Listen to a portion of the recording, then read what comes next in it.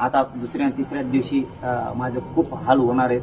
कारण मला आताच उठता येत नाही, बसता येत. उठायला पायऱ्या चढायच्या असल्या तरी मला खाली वर धरायला 2-2, 4-4 माणसं लागतात. त्यामुळे माझे प्रचंड शरीरात वेदना आहेत उपोषणामुळे. एखाद्या दिवस माझा शेवट सुद्धा होऊ शकतो याच्यात. मी माझा शेवट झाला तरी हरकत नाही. माझ्या कुटुंबालाही सांगतो, समाजालाही सांगतो, कुणी रुसू नका. कुटुंबाला पण सांगतो, या समाजासाठी तुम्ही, मी नसलो बी तरी तुम्ही योगदान द्या.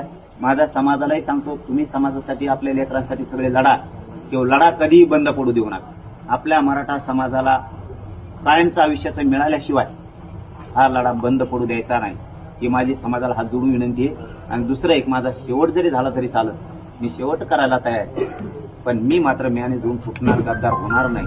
मात्र मराठ्यांनी ते हात जोडून तुमच्या पायाची विनंती माझी की 25 जानेवारीला तुफान ताकदीनं घराघरातले सगळे मराठी अंतरवाली ही माझी सगळ्यांना हात